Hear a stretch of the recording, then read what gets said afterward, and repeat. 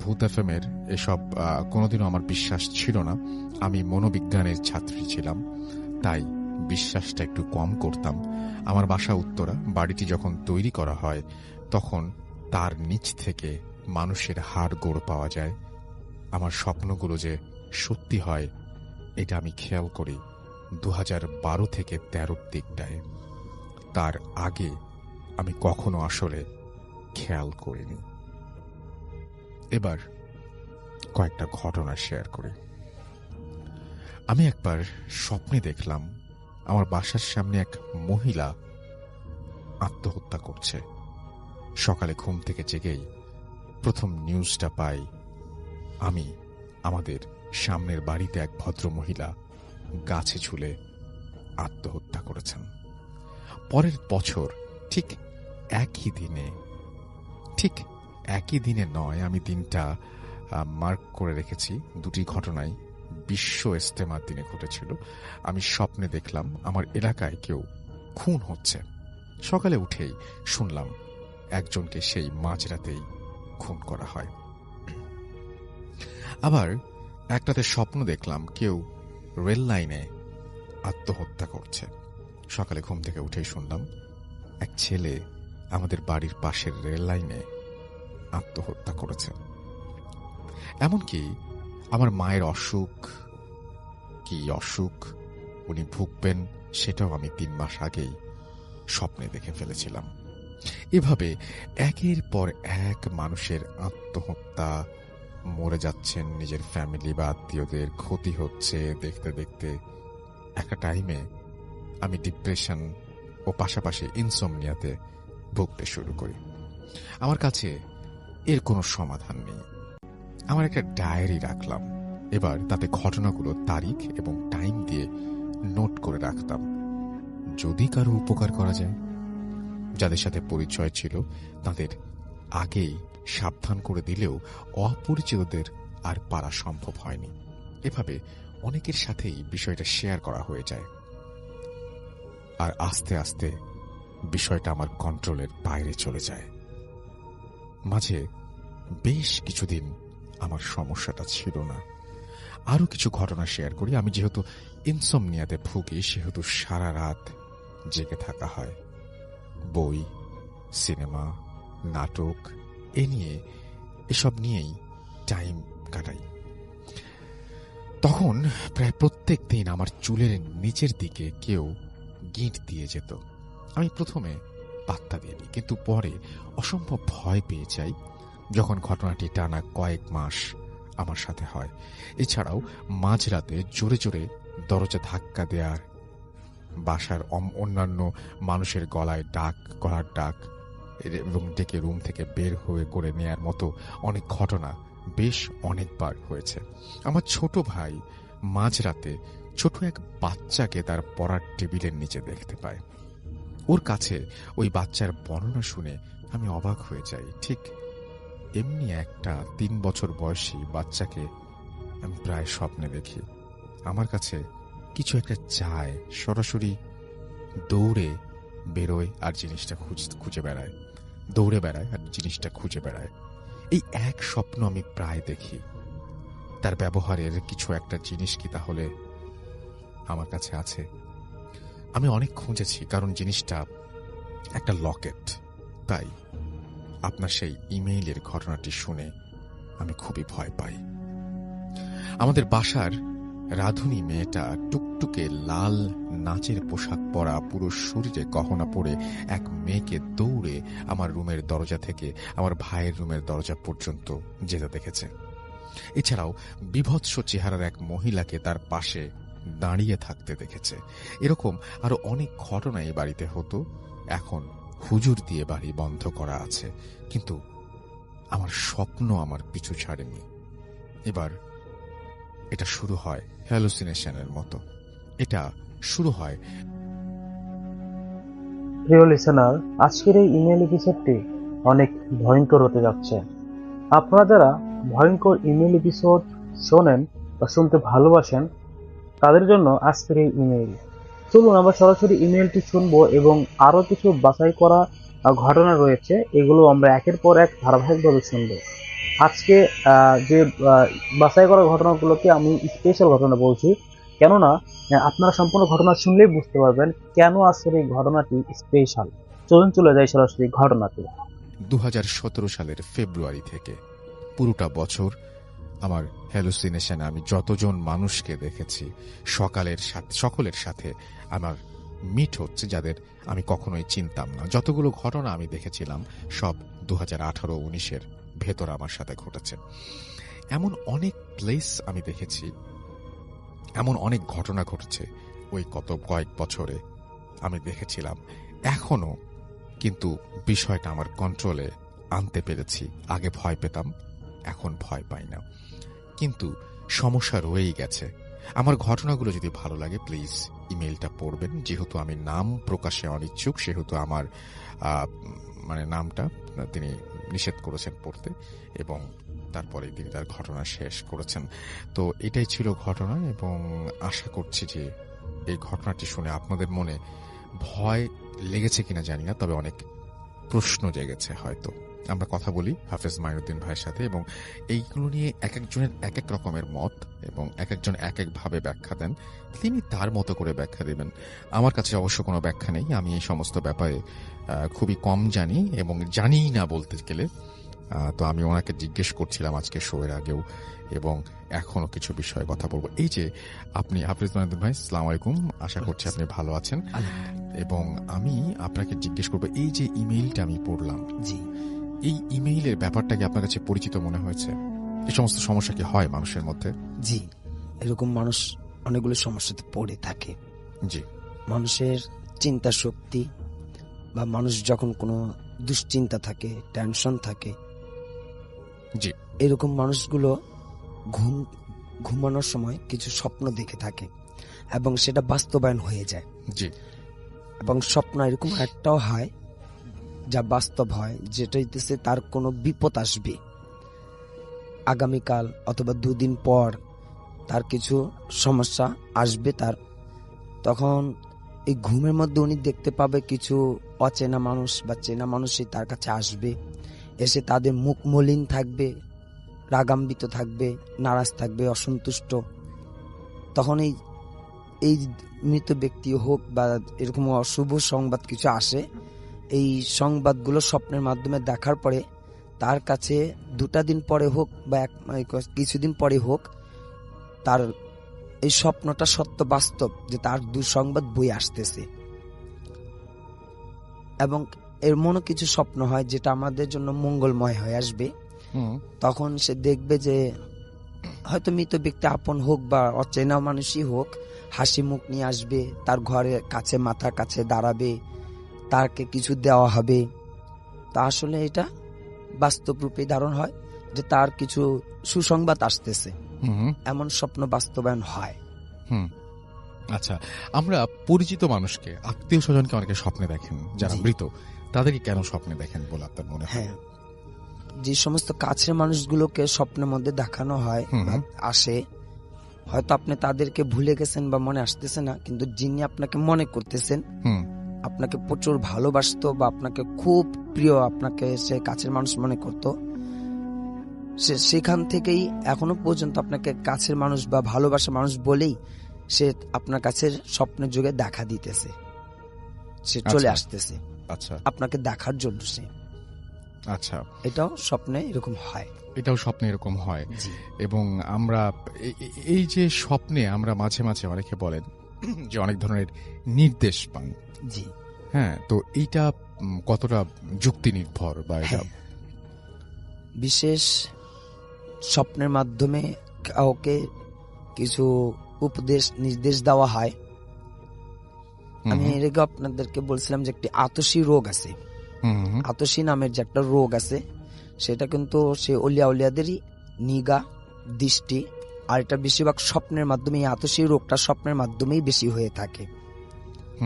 আমাকে কোনো অলি অথবা আলেম যিনি হোক বা আল্লাহর তরফ থেকেই হোক, আমার কিছুদিন পরে কিছু সংবাদ আসবে, তো সেইখানে আমাকে ঘুমের মধ্যে এরকম উপদেশ নির্দেশ দেওয়া হয়, যেমন তুমি এই কাজটা করো না, এই পথে যেও না, বা এখানে আসো, এই কাজটা করো, এরকম উপদেশ দেওয়া হয়, এই নির্দেশ দেওয়া হয়।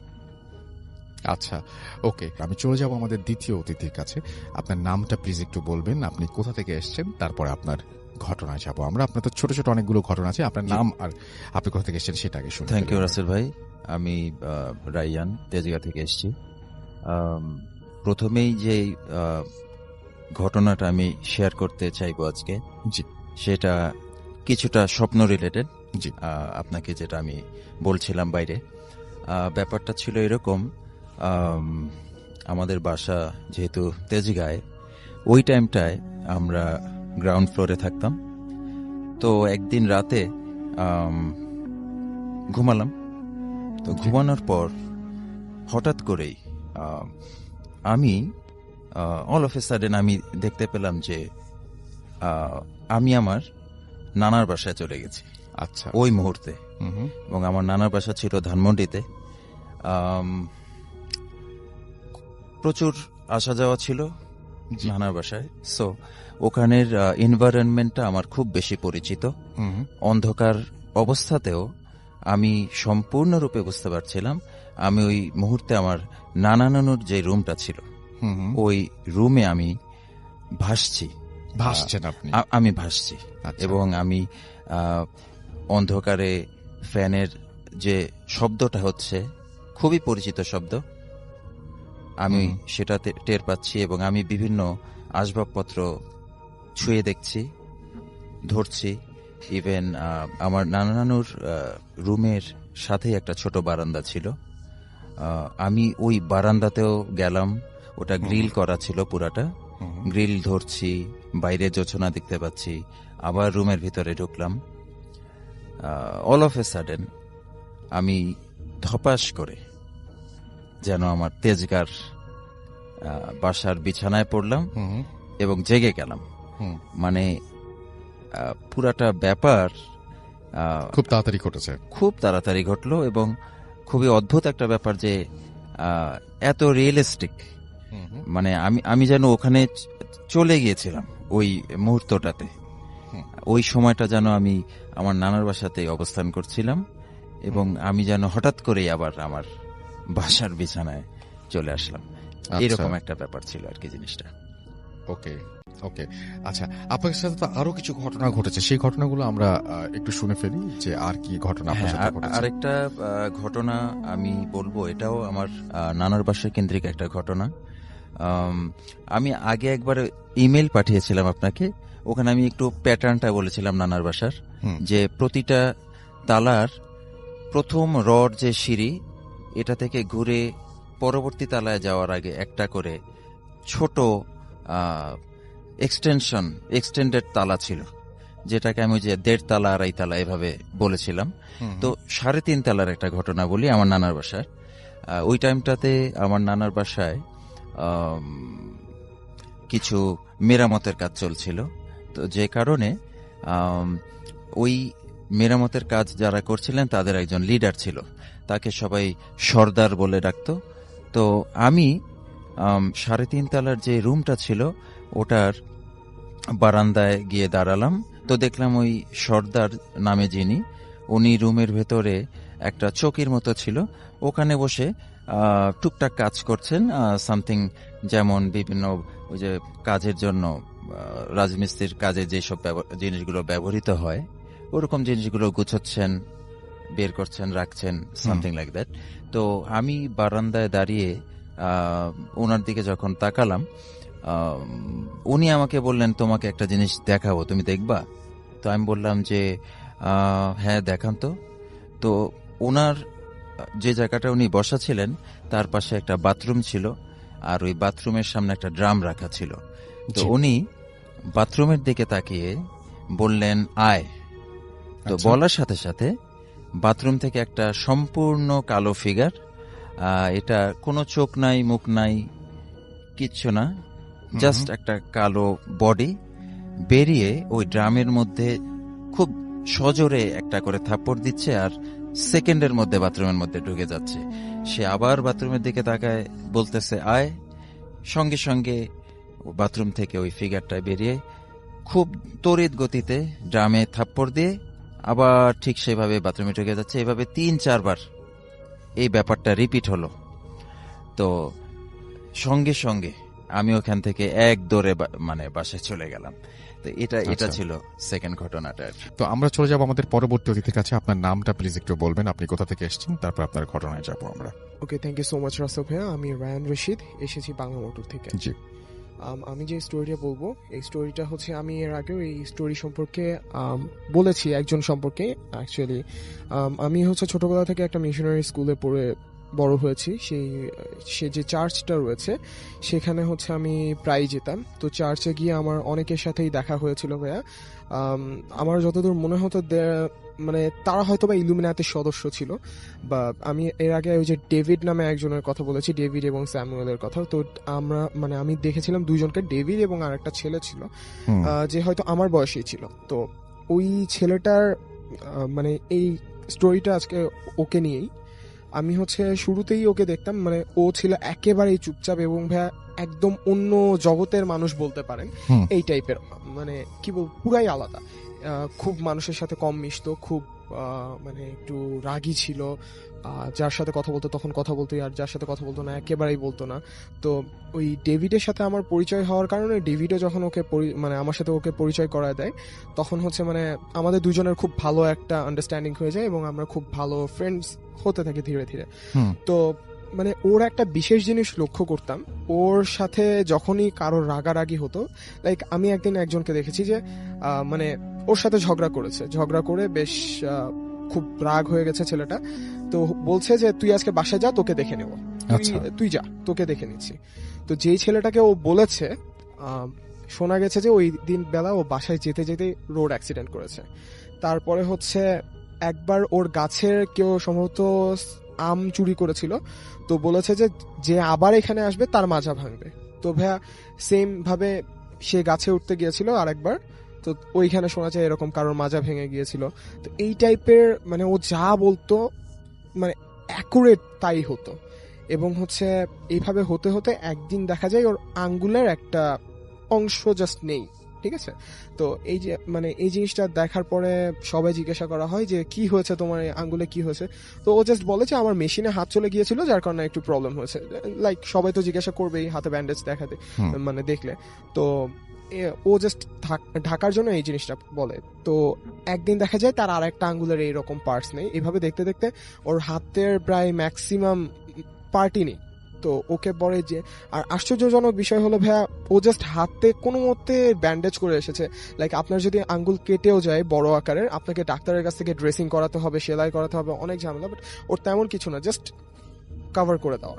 তো এই টাইপের জিনিস দেখার পরে আমি মানে ওকে জিজ্ঞাসা করি যে সত্যি করে বলবা কি হয়েছে, আমি মানে বুঝতে পারছি যে তুমি এই জিনিসটা কোনো স্বাভাবিক জিনিস না, কি হয়েছে সত্যি করে বলবা।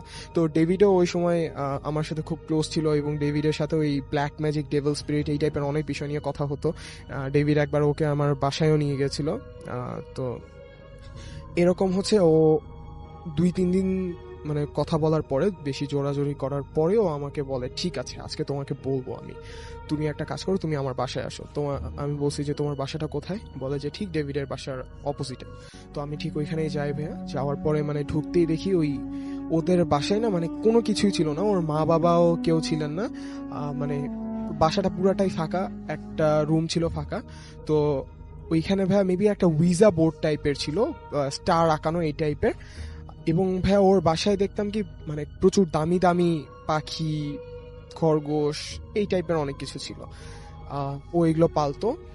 তো ও হচ্ছে বলে যে আজকে তোমাকে আমি আমার প্রভুর সাথে দেখা করাবো, আজকে তুমি আমার প্রভুকে দেখতে পাবে। আমি বললাম রিয়েলি? আচ্ছা ঠিক আছে দেখি। তো আমি তো এই বিষয়গুলো নিয়ে তেমন মানে খুব বেশি ইন্টারেস্ট বাট বিলিভ করি না তেমন, দেখি তোমার আজকে কথায় কি হয়। তো বলে যে ঠিক আছে তুমি এক জায়গায় বসো। তো ভাইয়া ও আমাকে একটা চেয়ারে বসায় গোল করে একটা দাগ দিয়ে দেয়, সামথিং পাউডার টাইপের কিছু একটা দিয়ে বলে যে আমি যতক্ষণ পর্যন্ত না বলবো এখান থেকে বের হবে না। এরপরে ভাইয়া ও করে কি, ও আর একটা ওই যে স্টার ছিল, স্টারে বসে যায়। স্টারের ঠিক মাঝখানে একটা পাথর ছিল, ও পাশ থেকে একটা বিশাল মানে ম্যাকাও যে পাখি রয়েছে ভাইয়া, ওই পাখিটাকে এনে আর একটা পাথর নিজে এক্সপেরিয়েন্স করেছে একদম নিজে চোখে। এবং ভাইয়া ম্যাকাও পাখিটাকে এক হাত দিয়ে এনে ওর মাথাটাকে কোনো মতে রেখে আর একটা পাথর দিয়ে বাড়ি দেয় এবং ওর মাথাটা আলাদা হয়ে যায়। এবং এটাও কি আপনার চোখের সামনে জি ঘটেছে? ভাইয়া, একেবারে চোখের সামনে, এবং জিনিসটা খুবই কি বলবো অত্যন্ত ভয়ানক ভাইয়া ছিল, যে বিকজ আর পাথরটা ছিল একেবারে ভাইয়া চোখা টাইপের এবং অনেক ধারালো, যার কারণে হচ্ছে মাথাটা আলাদা হয়ে যায়। এবং ভাইয়া ওই যে ব্লাডটা বের হয় ওর বডি থেকে, তো ওই যে মানে ওই স্টারটা কোনো একটা মানে অংশ ফিল আপ করে দেয় ওই ব্লাড দিয়ে দিয়ে হচ্ছে ভাইয়া সামথিং কিছু একটা পড়তে থাকে, বলতে থাকে, বলে যে তুমি আসো, আমি তোমার জন্য ওয়েট করছি। দেন হচ্ছে আরো কিছু কিছু সামথিং, ওর কাছে একটা বই টাইপের ছিল, ওই টাইপের মানে ওই জিনিসটা দেখেও আরো বলতে থাকে। এই টাইমে ভাইয়া ঠিক ওই সামনে একটা পর্দা ছিল, পর্দার আড়াল থেকে কেউ একজন কথা বলে ওঠে, কি হয়েছে, কি সমস্যা, হঠাৎ আমাকে ডাকলে? তো বলে যে মানে তখন ও পিছন থেকে বলে, তোমাকে ডাকলাম, তোমাকে তো আমি ডিস্টার্ব করছি না, তোমার ভালোর জন্যই তো বলছি। তো শোনো, আমার একটা ঝামেলা হয়েছে, আমার এই প্রবলেম, জাস্ট ওর একটা প্রবলেম শেয়ার করে যে আমার এই ঝামেলা হচ্ছে, তুমি কিছু একটা করো। তখন হচ্ছে বলে ঠিক আছে, তাহলে তুই তোর ভাইয়ের সাথে একবার কথা বলে নিস। ওর মানে ভাইয়া এরপরে ওই মানে ওইখান থেকে আর কোনো আওয়াজ টাওয়াজ আসে না, ঠিক হয়ে যায়। তো তখন হচ্ছে ভাইয়া পরের দিন সকালে শোনা যায় ওর হচ্ছে এরকম ভাইটা মানে হঠাৎ করে রোড অ্যাক্সিডেন্টে মারা গেছে। তো ওর কাছে জিজ্ঞাসা করা হয় যে এরকম বলা হলো যে তোমার মানে ভাইয়ের সাথে কথা বলে নাও, আবার হঠাৎ এই জিনিসটা হলো, বললো যে অ্যাকচুয়ালি কি আমি যেই জিনিসটা ডিমান্ড করেছিলাম ওর কাছে, এর জন্য ওই ম্যাক কাউটা ওকে বলি দেওয়াটা মানে এনাফ না, তো ও হচ্ছে যার কারণে আমার ভাইকে নিয়ে নিল। আর হচ্ছে আমি বললাম যে তোমার এখন মানে কি, তোমার মানে ভাইয়া অবাকজনক ছিল যে ওর ভাইকে হারিয়েছে, বাট ওর মুখে কোনো দুঃখের কোনো ছাপ নেই, জাস্ট ওর মতোই আছে। তো এই টাইপের জিনিস দেখার পরে আমি বললাম যে তাহলে তোমার এই যে তোমার হাত কাটছো ধীরে ধীরে, তো এটা লাস্ট স্টেজটা কি হতে পারে? বলে যে কি বলো লাস্ট স্টেজ, আমি তো আমার প্রভুর জন্য জানও দিয়ে দিতে পারি, ও মানে ও আমার সব, ও আমি দেখো আমি যা বলি তাই হয়। তো ও তো মানে ও আমার এত কথা শুনে, আমি ওর জন্য জানটা দিতে পারবো না? অবশ্যই। তারপরে কি হলো? তো হচ্ছে ভাইয়া এরপরে মানে এরকম চলতেই থাকে, ও এই টাইপের যা বলে তাই হয়ে যায়। আর একটা টাইমে শোনা যায় যে ভাইয়া ছেলেটা মারা গেছে, হঠাৎ করেই চার্চে একদিন শুনি যে ও মারা গেছে। তো ভাইয়া ও যখন হচ্ছে মানে ওর বডিটা যখন আনা হয়, জাস্ট দেখেছিলাম যে ওর মুখের ভেতর থেকে ওর বা হাতটা ঢুকিয়ে মানে ঘাড়ের পেছন থেকে বের করলে যেরকম অবস্থাটা হয়, ঠিক মানে প্রচন্ড বিদঘুটে অবস্থা ভাইয়া। এবং মুখের ভেতর থেকে নিয়ে পেছন দিয়ে বের করা হাতটা, এবং এই অবস্থায় ওর লাশটাকে রাখা, কোনো মতো ঢেকে দেওয়া। আমি জাস্ট মানে দেখে ওইখানে জাস্ট এক নজর দেখেছিলাম ভাইয়া, এবং এত ভয়ানক ছিল বিষয়টা।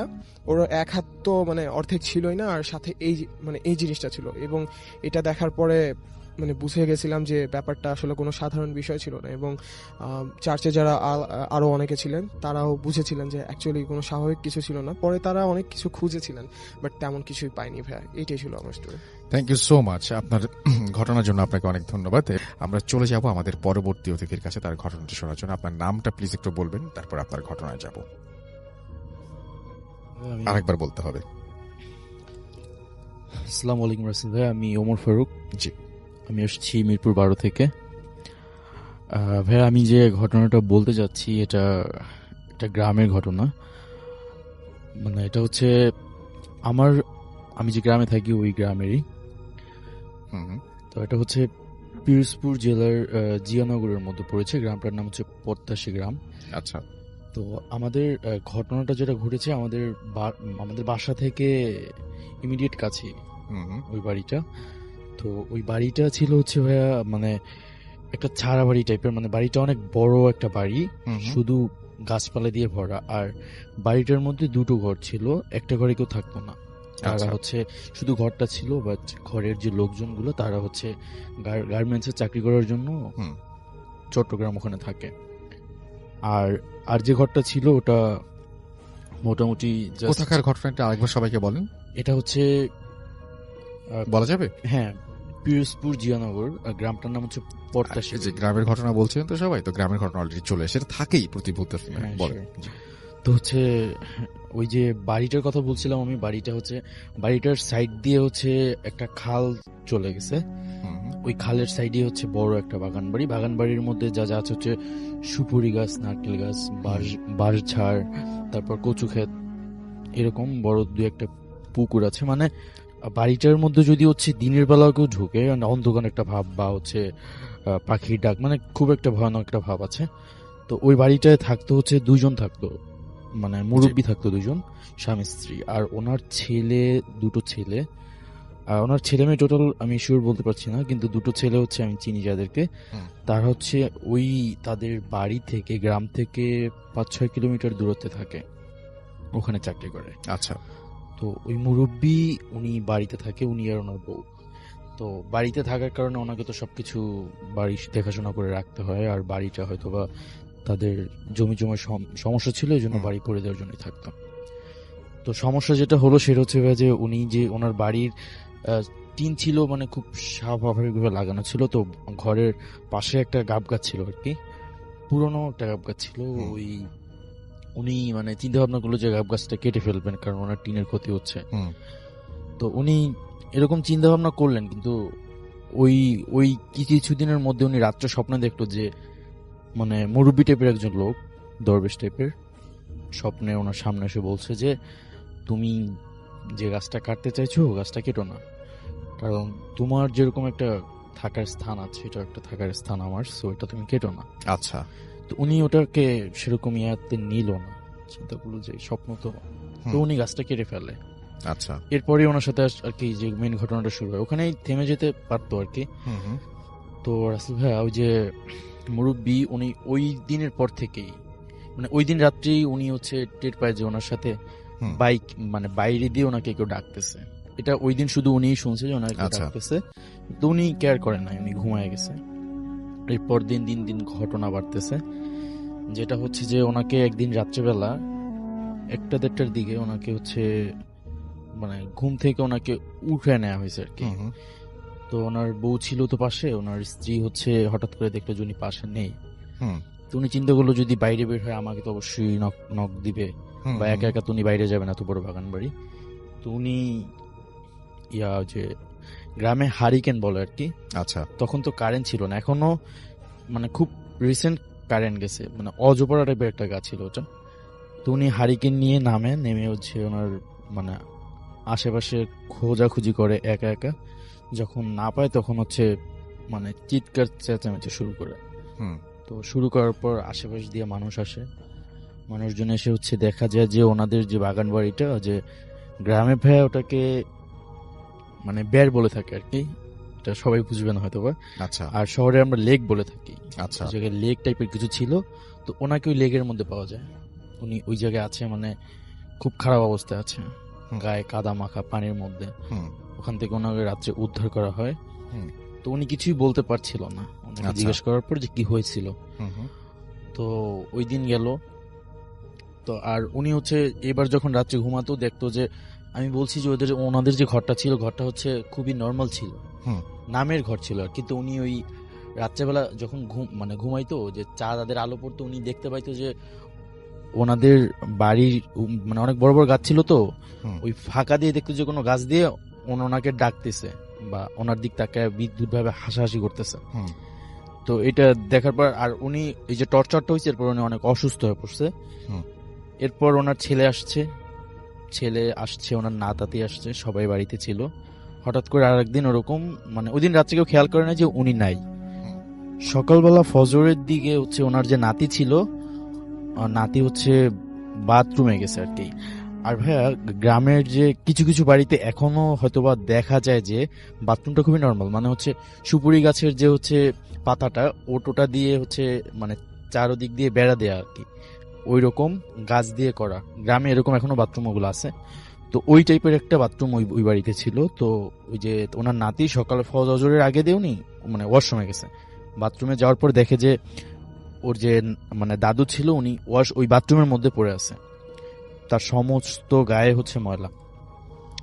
তো এটা দেখার পর ও তো সবাইকে ডেকে আনার পর ওখান থেকে উঠানো হয়, গোসল করানো হয়। আজকেও সেম কাহিনী, উনি কিছু বলতে পারতেছে না যে উনি ওই জায়গায় কিভাবে গেল। এরকম হওয়ার পর ভাইয়া, এই যে এর মধ্যে আরো 2-1 দিন ওনাকে এরকম রাত্রেবেলা নিয়ে যাওয়া হয়েছে। তো সবাই এবার ওনার বাড়িতে সবাই চলে আসছে এই কাহিনী শোনার পরে। তো এরপর হচ্ছে ওনাকে হচ্ছে ডাক্তার দেখানো হলো।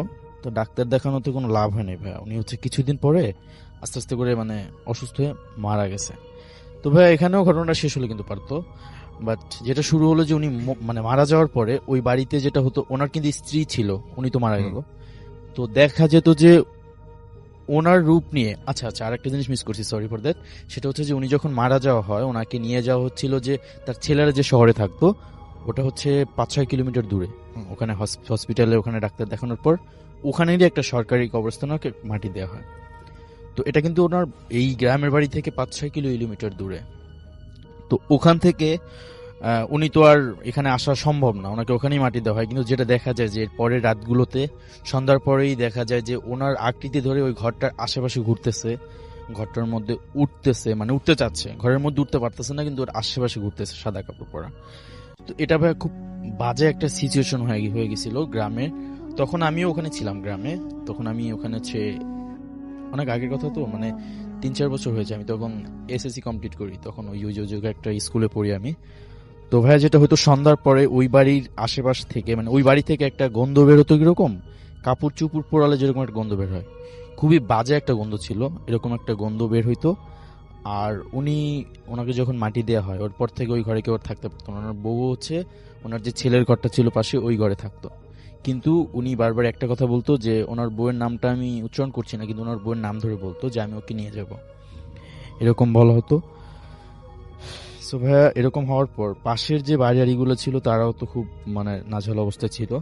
তো একটা ছেলে সন্ধ্যার চিন্তা করছে যে প্রত্যেক সন্ধ্যা এরকম হয়তো আমি একদিন সন্ধ্যা একটু কোরআন তেলাওয়াত করে দেখি। তো ও কোরআন তেলাওয়াত শুরু করছে। এবার হচ্ছে ঘর থেকে ঘোরাঘুরি, ওই ঘরের পাশে এখন আর ঘুরছে না, ওনাদের সীমানার লাস্টে এসে ওকে চিৎকার করে বলতেছে যে তুই কোরআন তেলাওয়াত কর, অফ কর, নাহলে কিন্তু তোর ক্ষতি করে ফেলবো, আমি তোদের কিছু করতে চাচ্ছি না, তোরা জাস্ট ওকে আমারে দিয়ে দে। ওনার স্ত্রীর কথা বলতেছে, ওকে আমারে দিয়ে দে। আর ওকে দেওয়ার কারণ হচ্ছে ভাইয়া, ওই যে গাছটা কাটছিল উনি ওনার স্ত্রীকে জিজ্ঞেস বলছিল, ওনার স্ত্রীও সেম কথা বলছে যে কেটে ফেলো, ওগুলো কি বিশেষ করে, এই জন্য ওনার বইয়ের উপর ও রাখছিল। তো ভাইয়া আর এরকম হওয়ার পর ও ওর কোরআন তেলাওয়াত করা বন্ধ করে দিয়েছে, ও ভয় পেয়ে গেছে আর কি। আর যেটা হয়তো ওই রকম দেখে সন্ধ্যার পরে প্রত্যেকটা ঘরে গ্যাঞ্জাম লাগতো, মানে স্বামী স্ত্রীর মধ্যে কিচ্ছু হয় না সারাদিন, হঠাৎ করে স্বামী তার স্ত্রীকে ধূপধাপ মার শুরু করতেছে রিজন ছাড়া, এরকম শুরু হয়। তো হ্যাঁ, এরকম করতে করতে ওই বাড়ির একজন জামাই ছিল, উনি চট্টগ্রাম থাকতো, গার্মেন্টসে চাকরি করতো, উনি এই খবর পেয়ে বাড়িতে আসে। তো উনি সামথিং শুনছে যে হচ্ছে উনি মারা গেছে বা অসুস্থ এরকম, কিন্তু উনি আস্তে আস্তে হয়তো বা রাত 11টার মতো বাজছে, চাঁদনি রাত ছিল, উনি ওই বাড়ির সীমানায়, আমি বলছি কিন্তু যে ওই বাড়ির পাশে একটা খাল ছিল, তো খালটার উপরে সাঁকো আছে, সাঁকো পার হয়ে উনি বাড়িতে ঢুকতে হয়। উনি যখন সাঁকো পার হয় তখন দেখে যে ওই যে মুরব্বি ছিল আর কি, যে মারা গেছে, উনি ওনার সামনে এসে দাঁড়াইছে। কিন্তু অদ্ভুত ছিল যে ওনার সাইজটা ছিল একটু ডিফারেন্ট, খাটো টাইপের ছিল। কিন্তু উনি যখন ঢুকে ফর্মালিটি মেডেন সালাম দিল, সালামের উত্তর দেয় নাই, কিন্তু উনি আস্তে আস্তে করে লম্বা হচ্ছে। ফার্স্টে ছিল এক হাইট, পরে হাইট বাড়তেছে। তো এইটা দেখে উনি মেনে নিতে পারে নাই, উনি ওখানে অজ্ঞান হয়ে পড়ে যায়, পরে ওনার জ্বর হয়ে ওনার অবস্থা খুব খারাপ হয়ে যায়। কিন্তু এখন ব্যাপারটা হচ্ছিল যে ওনাদের যে জাস্ট ফ্যামিলিরা শুধু ক্ষতিগ্রস্ত হচ্ছে না, ভয় পাচ্ছে না, পুরো গ্রামবাসী একটা ইয়ার মধ্যে ছিল, আতঙ্কের মধ্যে ছিল, সন্ধ্যার পরে কেউই বাইরে বেরোতে পারতো না। তো এরপর ভাইয়া সবাই মিলে সিদ্ধান্ত নিল যে এইটাকে কিছু একটা করতে হবে। তো এরপর ওখানের দু একজন কবিরাজকে নিয়ে আসা হয়, আর আমাদের ওখানে বাজারের একটা মসজিদ আছে, মানে ওই মসজিদের ইমাম সাহেবকে খবর দেওয়া হয়। তো উনি ফার্স্টে রাজি হয়নি, তারপরে 2-3 জন মিলে আর কি ওই বাড়িতে সন্ধ্যা একটা করে আসর করে, অনেক গ্রামবাসী ছিল ওখানে। আসর করার পর হচ্ছে সামথিং কিছু তারা দোয়া পড়লো, আর মানে লোহার রড টাইপের ছিল অনেকগুলা, ঝাড়ু এইসব অনেক কিছু ছিল। তো ওনারা একটা গোল একটা দিয়ে ওখানে চাইরো সাইড দিছিল আগুন দিয়ে, তারপর ওখানে ওকে হাজির করা হয়। মানে কিছু দেখা যায় না, কিন্তু আওয়াজ আসছিল ওখান থেকে, আর ওখানের যে আগুনটা ওটা নিভে গেছিল আর কি। এরপর বলা হয় যে তুই কেন আসছিস, তো ঘটনাটা পুরাই বলে যে এরকম এরকম হয়েছিল, আমি নিষেধ করার পর হয়েছে। তারপর ওকে চলে যেতে বলা হয়, ও কোনোভাবেই যেতে চায় না। লাস্ট টাইম মানে দোয়া দুরুদ পড়ার কারণে তারপর বলে যে কি কি নিয়ে যাবি, তারপর বলে যে এই বাড়ির যে বড় গাছটা আছে এই গাছের আমি ডালটা নিয়ে যাব, ওটা সিরাজ গাছ ছিল আর কি। তো এরকম অনেক কিছুর পর ওখান থেকে ছোটদের সরায় দেওয়া হয়। তারপর কিছুক্ষণ পরে মানে সবকিছু ঠান্ডায় ছিল, একটা ঝড়ের মতো আসে আর কি, আর ওই যে গাছটা ছিল গাছের একটা ডাল নিয়ে চলে যায় আর কি।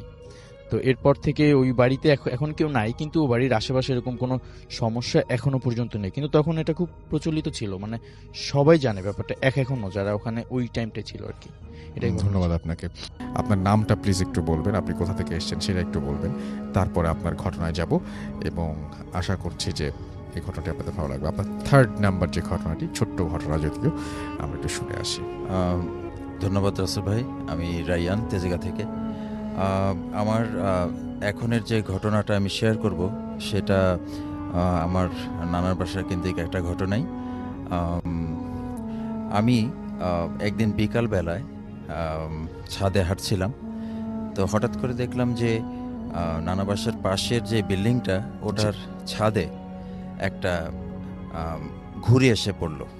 তো আমি নানা বাসা থেকে নেমে ওই বিল্ডিংটাতে যাবার জন্য যখন সিঁড়ি দিয়ে উঠছি, তো অলমোস্ট যখন 4 তলায় উঠে গেছি, তো আমি সিঁড়ির জানালা দিয়ে একটু নিচের দিকে দেখলাম যে কীরকম দেখা যায় উপর থেকে নিচটা।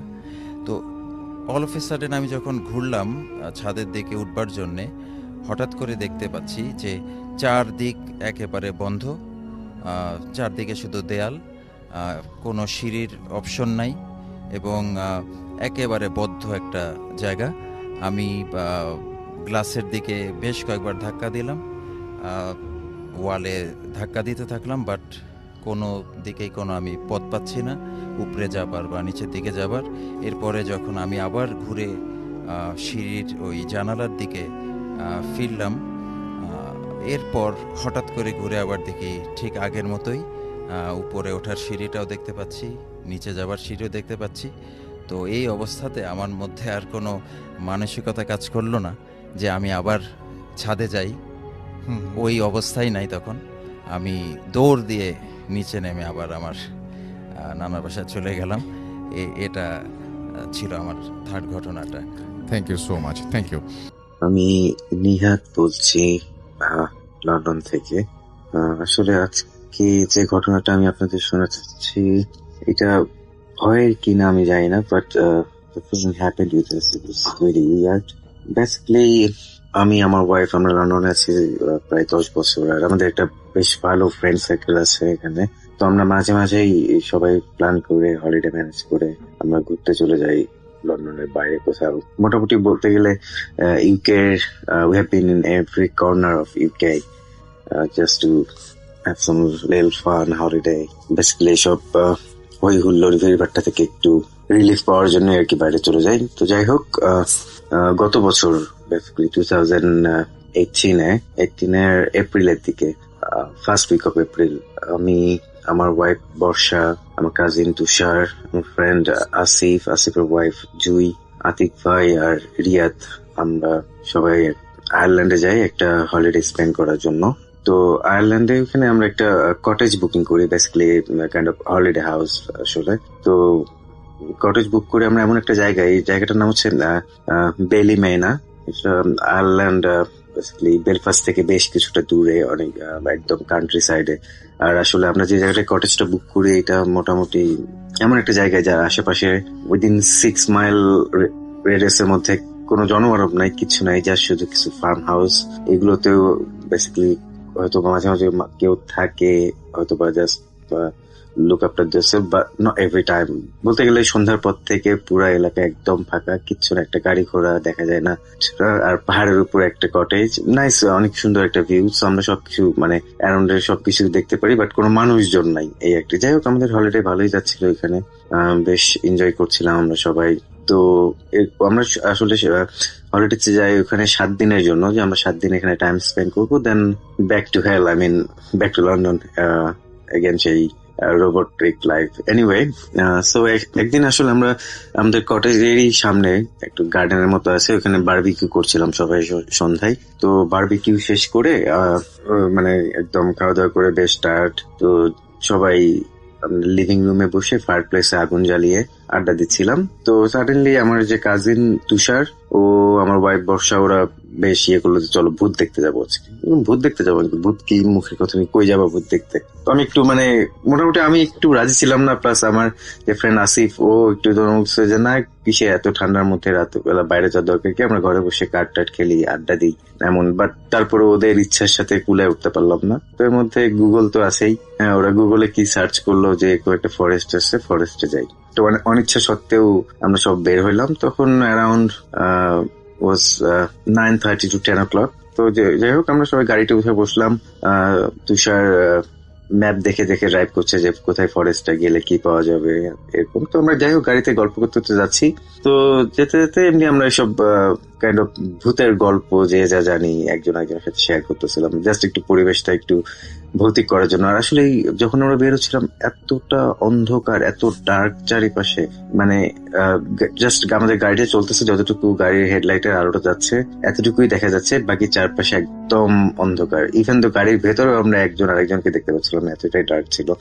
তো যাই হোক এরকম ফাইন করতে হতে সাডেনলি আমরা করলাম কি, আমাদের ওই একটা অ্যাপস ডাউনলোড করলাম, kind of funny apps, it's not realistic. তো বেসিক্যালি এটা মাঝে মাঝে জাস্ট ফর ফান, এটা নাথিং সিরিয়াস, বাট আমরা এটা নিয়ে ফান করছিলাম। মাঝে মাঝে দেখাচ্ছিল যে যেখানে মানে লাল ডট, রেড কিছু ডট ছিল, সেই ডট গুলা মিনস এখানে কোনো স্পিরিট কিংবা কিছু এই জাতীয় কিছু আছে এরকম। যাই হোক আমরা এটা নিয়ে ফান করছিলাম। তো করতে করতে কথা বলতে বলতে আমরা বেসিক্যালি যে ফরেস্টের দিকে যাওয়ার প্ল্যান করছিলাম ওটার এক্সিটটা মিস করি। আর ওটার এক্সিট মিস করা মানে টু বি অনেস্ট, একটা এক্সিট যখন ইউকেটে ড্রাইভে মিস করা যায়, দেখা যায় এটার জন্য অনেক লং, মানে one way route, so long time ঘুরে আবার এই জায়গায় আসতে হবে। তো দেখা যাচ্ছিল আমরা ওটা মিস করার ফলে অনেক দূর ঘুরে আসতে হবে। তো এই মধ্যে সাজেস্ট করলাম যে ঠিক আছে, এটা যখন মিস হলো এখানে যাওয়ার দরকার নাই, দেখো আশেপাশে আর কিছু আছে কিনা কাছে, তো আমরা ওইখানে যাই। তো যাই হোক এরকম আরেকটা খুঁজে দেখা গেলো যে হ্যাঁ আরেকটা আছে, এটা এখান থেকে প্রায় 1 ঘন্টার মতো ড্রাইভ। ওকে সময় তো আছে, কোনো কিছু নাই, বের হয়েছি যখন যাই দেখি 1 ঘন্টার ড্রাইভ। তো যাই হোক আমরা যেখানে যাওয়ার প্ল্যান করছিলাম যে ফরেস্টটাতে, ওইটা স্কিপ করে আমরা নেক্সট যে ইয়েটা যাওয়ার কথা ওইখানে উদ্দেশ্যে রওনা দিলাম আর কি। তো যাই হোক ওইখানে যাচ্ছিলাম, এরকম ভূতের গল্প রাস্তায় চলছিল। তো যেতে যেতে আমরা একসময় আমাদের গন্তব্যস্থানে পৌঁছাই আর কি। তো ওইখান থেকে মানে রাস্তাটা বর্ণনা যে মাঝখান দিয়ে রাস্তায় চিকন সরু রাস্তা, দুই পাশে শুধু গাছগাছালি, আশেপাশে মানে জঙ্গলের মতো, আশেপাশে কিছু নাই। তো আমরা কিছু যেতে ওইখানে একটা মেঠো পথ আর কি, মোটামুটি ওখানে কোনো পিচ ঢালার রাস্তা নাই। রাইট সাইডে গাড়িটা তুষার ঢুকে দেয় যে এই যে জঙ্গলের রাস্তা পাইছি, এদিক দিয়ে আমরা জঙ্গলে ড্রাইভ করে চলে যাবো। তো আমি তখনও হেজিটেট করছিলাম, প্লাস আমার ফ্রেন্ড ছিল, ওরাও বেশ একটু হেজিটেট যে না কি দরকার, আসছি রাত বিরাতে। বেসিক্যালি ভূতের ভয় তা না, ধরলাম অজানা একটা জায়গা, আগে কখনো আসি নাই, এত রাতে এই জায়গাটা সেফ কিনা, আমরা যাচ্ছি মানে কত রকমের বিপদিত হইতে পারে। তো যাই হোক এইসব প্ল্যান করে এখন কে শোনে কার কথা। তুষার ড্রাইভ করছিল, সে তো অলরেডি ড্রাইভ করে জঙ্গলের ভিতর গাড়ি ঢুকাই দেয়। তো যাই হোক একটু পরে যাইতেই রাস্তার মাঝখানে ঠিক মানে যেটা রাস্তা, তো ওইখানে হুট করে দেখি যে সে হার্ট ব্রেক করে। কি হলো হঠাৎ করে হার্ট ব্রেক কেন? তো দেখি যে রাস্তাটা বন্ধ, ওইখানে কিছু গাছ পড়ে আছে, মানে দেখে বোঝা যাচ্ছে যে অনেকদিন মানে আমি জানি না লাস্ট কবে এই দিক দিয়ে কোনো মানুষজন যাতায়াত করেছে কিনা, কারণ টোটালি যেভাবে গাছটা পড়ে আছে দেখেও মনে হচ্ছে এটা অনেকদিন ধরে আছে, আর রাস্তাটাও পুরোটা বন্ধ, তো যাওয়ার কোনো উপায় নাই এইদিকে। আর ইভেন তো রাস্তাটা এত সরু যে ওখানে গাড়ি রিভার্স করা ছাড়া, মানে একদম ব্যাক গিয়ারে পেছন দিকে আসা ছাড়া কোনোভাবেই ঘোরানোর কোনো উপায় নেই আর কি। সো সে আর রাস্তাটা মোটামুটি একটু ঢালুর দিকে যাচ্ছিল, সো রিভার্স করতে দেখা যাচ্ছে যে গাড়ির চাকা আটকায় আছে, বাট ওই জায়গাটাই ঘুরছে, বাট গাড়ির পেছনে আসছে না। আর ইভেন তো তখন আমার একটা সিচুয়েশন হয়েছে যে আমরা যে মনে হচ্ছে যে ধাক্কা দিতে হবে, বাট ওই সিচুয়েশনে কেউ যে গাড়ি থেকে নেমে আমরা ধাক্কা দিব পেছন দিকে গাড়িটা আনার জন্য, এমন কারেজ কারো হচ্ছিল না টু বি অনেস্ট। তো যাই হোক সামহাও আমরা ওইখান থেকে বের হয়ে আসি আর কি, বের হয়ে মানে গাড়িটা ঘুরাইতে পারি। তো গাড়ি ঘুরে যখন আসছি সাডেনলি আমাদের যে অ্যাপসটা ছিল হাতে, তখন আমরা ওটা ফান হিসেবেই নিচ্ছি। তো এখানে সাডেনলি দেখা যাচ্ছে একটা রেড ডট, একদম আর ওটা খুব বেশ নয়েজ করছিল, টি সামথিং লাইক দ্যাট। লাইক তো যাই হোক আমরা ওটা নিয়ে তো আসিফ একটু ভীতু টাইপের, প্লাস আমার ওয়াইফ তো এটা নিয়ে বেশ ফান করছিল বসে অনেকক্ষণ। রিয়াদ, আতিক ভাই ওদের কোনো কমেন্টস নাই, ওরা চুপচাপ মানে যে যা বলছে এরকমই। তো আমি মোটামুটি বললাম যে থাক, যাই হোক রাস্তা যেহেতু বন্ধ পাইলাম, সামনে বাধা পাইলাম, দরকার নাই যাওয়ার, চলো ঘোরাঘুরি তো হইলেই, ভাইয়ে চলে যায় যে বাসায় যে কটেজে যে আড্ডা দিয়ে আর কি। তো সাডেনলি হলো কি রাসেল ভাই গাড়ি ঘুরে, তো ভাবলাম তুষার যখন গাড়িটা ঘুরলো, আমরা বললাম ঠিক আছে আমরা যেদিক দিয়ে আসছি ওদিক দিয়ে তো বের হয়ে যাবো, এখন আমরা বেশি দূর আসি নাই। তো সাডেনলি সে কি করলো, গাড়িটা শুধু একটা নির্দিষ্ট একটা সেন্টার ধরে মানে একটা মাঝখানে বেশ কিছু গাছগাছালি, বাট মাঝখানে একটুখানি ফাঁকা জায়গা, যেমন ধরেন আমাদের বাসার আঙিনা যেমন হয় যে হয়তো বা গাছগাছালি বাট মাঝখানে সুন্দর রাউন্ড একটা ফাঁকা জায়গা, তো ওইটাকে একটা সেন্টার ধরে তুষার শুধু গাড়িটা ঘুরছে মানে রাউন্ড অ্যাবাউটে গাড়ি যেমন ঘুরে সার্কেল করে সেরকম 2-3টা সার্কেল দিচ্ছে। আর যখন সার্কেল দিচ্ছে গাড়ি হেডলাইটের আলোয় জঙ্গলে চারিপাশটা মানে আরো ভয়ঙ্কর হয়ে উঠতেছে, মানে যে দিকটা আলো যাচ্ছে সাডেনলি আলো এবং চারিদিকটা অন্ধকার। তো এরকম করতে তো হুট করে কি ব্যাপার, সে এমন করছে কেন? ঠিক আছে, আমি বেশ সারপ্রাইজ হই।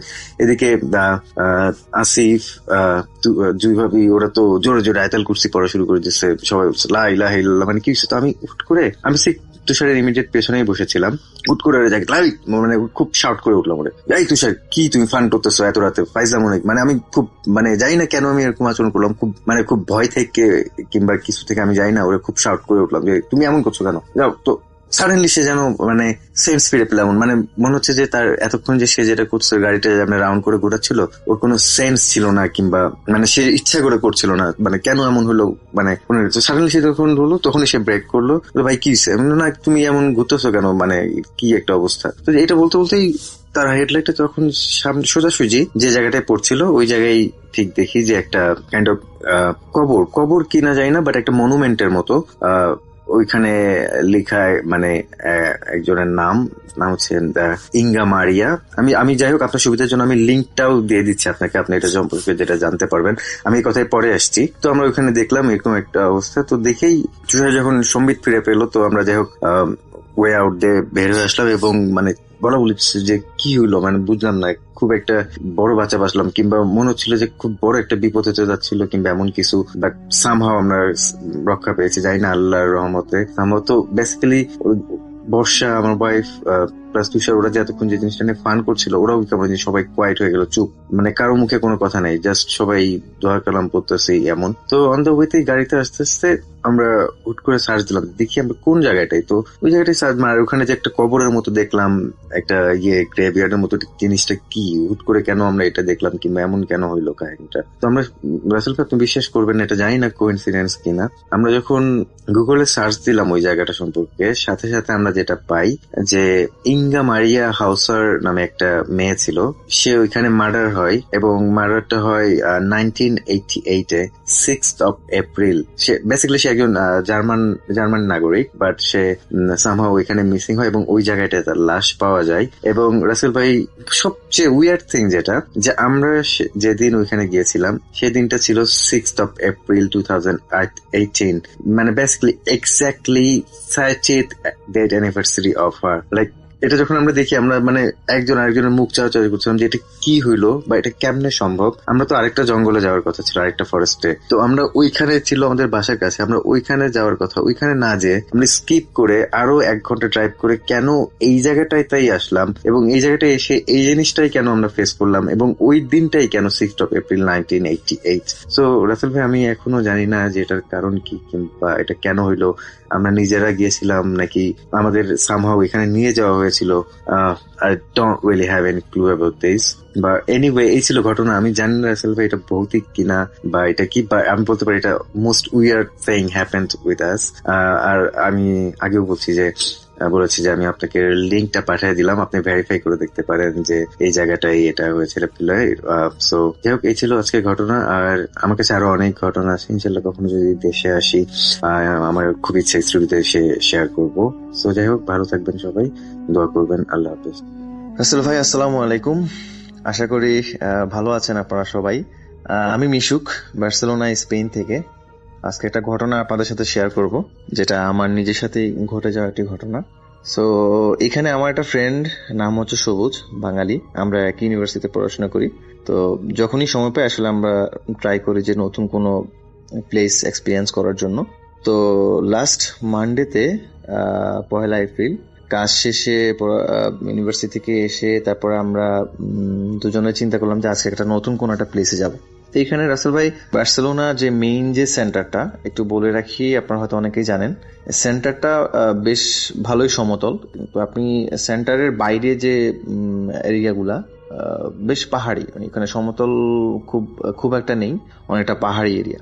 তো তো আমরা ওরকমই একটা জায়গা, এটা হচ্ছে জায়গাটার নাম হচ্ছে পার্ক দে মনজুইক, আপনারা হয়তো অনেকেই জানেন। তো আমার যে ফ্রেন্ড সবুজ, ও হচ্ছে গুগল থেকে এটা সার্চ দিয়ে বের করছে যে আমরা ওখানে গেলে ভালো হবে, ওখানে অনেক জনশূন্য বা মানুষ একটু কম থাকে কম্পারেটিভলি, আমরা যে সেন্টার থাকি এখান থেকে অনেক কম্পারেটিভলি মানুষ ওদিকে অনেক কম থাকে। তো অ্যাজ ইউজুয়াল আমরা হচ্ছে কাজ শেষে আমরা সন্ধ্যার পরেই আমরা বের হই, সময়টা ছিল এরকম 8:30টার মতো হবে। তো ও হচ্ছে গুগলে সার্চ দিয়ে দেখলো যে ওখানে যাওয়ার জন্য হচ্ছে আমাদেরকে 2টা বাস ওখানে যায় নর্মালি, একটা হচ্ছে 50 নাম্বার বাস, একটা হচ্ছে 155 নাম্বার বাস। তো আমরা গুগলে সার্চ দিয়ে দেখলাম যে 50 নাম্বার যে বাস, ওটার যে স্টপেজ, ওটা আমরা যেখানে ছিলাম ওখান থেকে মোটামুটি হেঁটেই যাওয়া যায়। তো আমরা হেঁটে স্টপেজে গেলাম। স্টপেজে যাওয়ার পরে ওখানে দেখলাম যে ঠিক 50 নাম্বার একটা বাস ওখানে দাঁড়ানো। তো আমার কাছে মনে হচ্ছিল যে মানে বাহির থেকে মনে হচ্ছিল যে বাসটা পুরো খালি। তো একটু সন্দেহ হওয়াতে আমরা হচ্ছে বাস ড্রাইভারকে জিজ্ঞেস করলাম যে আমরা আসলে যেদিকে যেতে যাচ্ছি বাসটা ঠিক ওদিকে যাবে কিনা, যেহেতু বাসটা ওখানে দাঁড়ানো আর ভিতরে কেউই নেই, একটু মানে সন্দেহবশত আসলে জিজ্ঞেস করলাম। তো ও ড্রাইভার উত্তর করলো হ্যাঁ বাসটা ওদিকে যাবে। অ্যাজ ইউজুয়াল রাসেল ভাই আমরা দুজনেই বাসে উঠে বসলাম।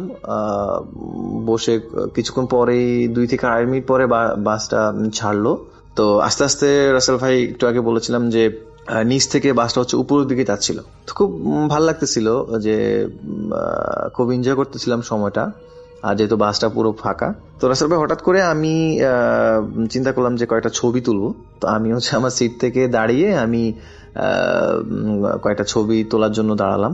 তো হঠাৎ করেই রাসেল ভাই আমি একটা ছবি অলরেডি আমার ক্যাপচার করা হয়ে গেছে। কিছুক্ষণ পরেই যখন আমি পরে ছবি নিতে যাব, তখন হঠাৎ করে রাসেল ভাই খেয়াল করলাম যে একবারে মানে পেছনের সিটে কোন একজন ভদ্রমহিলা বসে আছেন। তো বয়স আনুমানিক 60 থেকে 65 এরকম হবে, পাশে একটা কুকুরের বাচ্চা। তো আমার কাছে কেন জানি মনে হচ্ছিল যে ভদ্রমহিলা একটু মানে আনইজি ফিল করতেছে বা একটু বিরক্ত হচ্ছে যে আমরা যাতে ছবি না তুলি, বা ওনার সমস্যা হচ্ছে এরকম। তো উনি একটা পর্যায়ে হাত দিয়ে কেমন জানি আমাকে একটু ইশারা করে বললো, কিছু বলেনি, বাট হাত দিয়ে মনে হয় জানি ইশারা করে বললো যে তোমরা ছবি তুলো না বা তোমরা চুপ করে বসে থাকো, এরকম একটা এক্সপ্রেশন ওনার ছিল। তো আমি আর কিছু চিন্তা না করে আমি সিটে গিয়ে বসলাম। তো সবুজের সাথে বলতেছিলাম, রাসেল ভাই একটু বলে রাখি, এখানে আসলে আপনারা হয়তো অনেকেই জানেন মানে এখানে বাসে বা ট্রেনে কিন্তু কোনো এনিম্যাল অ্যালাউড না, নর্মালি আসলে অ্যালাউড না। তা আমি একটু এমনি কিউরিওসিটি বশত আমি সবুজকে বললাম, সবুজ দেখ পিছনে যে ভদ্রমহিলা বসে আছে ওনার পাশে একটা কুকুরের বাচ্চা আছে, সো এটা কিন্তু নর্মালি অ্যালাউড না, কিভাবে? তো সবুজ বললো যে না, হয়তো অনেক বয়স্ক মহিলা বা অনেক শখের, এই জন্য হয়তো বা অ্যালাউ করছে, আর যেহেতু বাস পুরো খালি। তা আমরা তো তেমন কিছু আর মানে চিন্তা করিনি রাসেল ভাই। তা আমরা কথা বলতেছিলাম, হঠাৎ করে 20 থেকে 25 মিনিট পর মনে হবে আমরা বাসে ছিলাম, হঠাৎ করে বাসটা থেমে গেল, একটা স্টপেজ ওখানে বাস থেমে গেল। তো আমরা যেহেতু নতুন জায়গা রাসেল ভাই, আমরা আসলে এক্সাক্ট জানতাম না বা খেয়াল করিনি যে ওখানে কত মিনিট সময় এক্সাক্ট ওখানে লাগে। তো আমরা ভাবছিলাম হয়তো মানুষ ওদিকে খুব একটা যায় না, হয়তো বা বাসও এদিকে বাসের সংখ্যা খুব একটা বেশি না, এই জন্য হয়তো বা স্টপেজে কিছুক্ষণ দাঁড়িয়ে কিছু মানুষ উঠবে। কিন্তু কিছুক্ষণ পর দেখলাম যে বাস যে ড্রাইভার উনি ওনার সিট থেকে উঠে আসলো। তো আমি জিজ্ঞেস করলাম যে আসলে এখানকার ল্যাঙ্গুয়েজ রাসেল ভাই একটু বলে রাখি, স্পেন বার্সেলোনাতে কিন্তু এখানে নর্মাল স্প্যানিশের পাশাপাশি কিন্তু কাতালান একটা ল্যাঙ্গুয়েজ ওরা ইউজ করে, যেটা হচ্ছে আমরা নর্মাল স্প্যানিশ জানি যে কাস্তিয়ানো, যেটা ওটাকে আমরা নর্মাল স্প্যানিশ বুঝি, বাট এখানে আরেকটা ল্যাঙ্গুয়েজ এরা ইউজ করে কাস্তিয়ানো, যেটা এখানে একটা স্টেট আছে কাতালান স্টেট, আপনারা তো মনে হয় জানেন, যারা হচ্ছে কাস্তিয়ানো থেকে কাতালান থেকে ওরা কাতালান যে ল্যাঙ্গুয়েজটা ওরা ওটাকে প্রেফার করে বেশি। তো আমরা কাস্তিয়ানো আমরা মোটামুটি বলতে পারি, চলার মতো বলতে পারি। তো আমি ড্রাইভারকে জিজ্ঞাসা করলাম যে স্টেশন উলটিমো, এইটাই কি শেষ স্টপেজ কিনা? তখন ড্রাইভার বললো যে হ্যাঁ, সি ইস্তা উলটিমো। মানে যদি বাংলা বলি আমি, যে এটাই হচ্ছে মানে লাস্ট স্টপেজ। তো আমরা যাক তাড়াহুড়ো করে বাস থেকে নেমে গেলাম, আর আমরা পিছনে খেয়াল করিনি যে ভদ্রমহিলা কি বসে আছে নাকি নেমে গেছে, আমরা খেয়াল করিনি। তো অনেক দূর হাঁটতেছিলাম, প্রায় 5-7 মিনিট হাঁটার পরে সময় তখন ছিল গড়িতে রাসেল ভাই অ্যারাউন্ড 9:30 হবে। তো রাত যেহেতু রাসেল ভাই অনেক হয়ে গেছে, আর পাহাড়ি রাস্তা আসলে একদমই ওখানে মানুষ জনশূন্য বললেই চলে।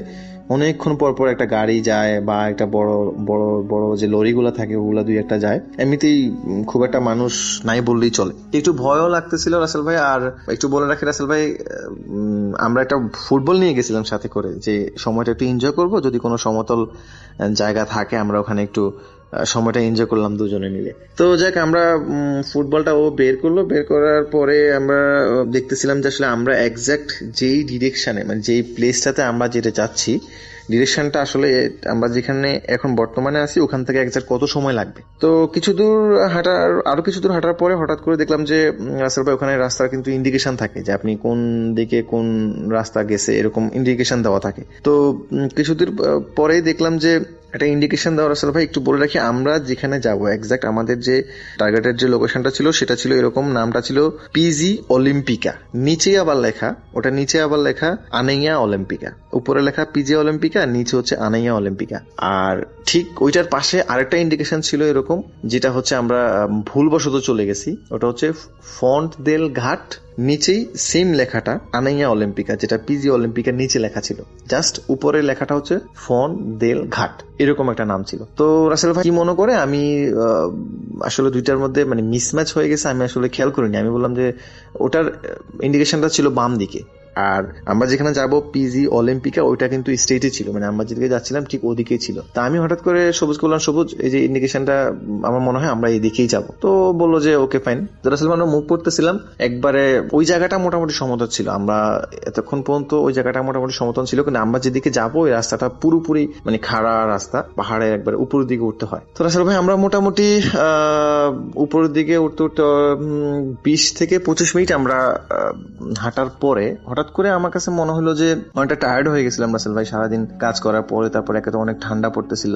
আর একবারে খাড়া রাস্তা, খুব ঠান্ডা পড়তেছিল ওখানে। তো আমি হঠাৎ করে সবুজ করলাম, সবুজ আমার মনে হয় আমরা ভুল রাস্তায় চলে আসছে, আমার মনে হয় আমরা এই দিকে আসলে আমাদেরকে আসা উচিত হয়নি। তো ও বললো যে তাহলে একটু গুগলে সার্চ দিয়ে দেখি। তো গুগলে সার্চ দিয়ে দেখার পরে দেখলো যে রাসেল ভাই আমরা ওখানে যেখানে আসি ওখান থেকে আসলে আমাদেরকে যেখানে আমরা এক্সাক্ট যাবো পিজি অলিম্পিক, এটা আসলে অন্য দিকে রাস্তাটা ছিল, মানে আমরা শুরুর দিকে যেদিকে যাচ্ছিলাম ওদিকেই ছিল। তো দুজনে অনেক টায়ার্ড, মানে ও আমাকে খুব রাগারাগি করতেছিল যে তুই না বুঝেই একটা রাস্তায় চলে আসছস, এখন রাত তখন রাসেল ভাই অলমোস্ট 9:50, 10টার কাছাকাছি এরকম। তো আমরা রাসেল ভাই দুজনে অনেক টায়ার্ড হয়ে গেছি, মানে নিচের দিকে যে নেমে আসবো মানে এরকম এনার্জি পাচ্ছিলাম না। তো হঠাৎ করেই রাসেল ভাই আমি ওকে বললাম যে আচ্ছা একটু কিছুক্ষণ আমরা একটু রেস্ট নিই, যদি কেউ আসে তাহলে জিজ্ঞাসা করবো যে আসলে ওখান থেকে আমরা যেখানে যাবো এক্সাক্ট ওখান থেকে কত সময় লাগতে পারে, যদি বেশি সময় লাগে তাহলে আমরা ব্যাক করবো, আমরা ওদিকে যাবো না। তো রাসেল ভাই এটা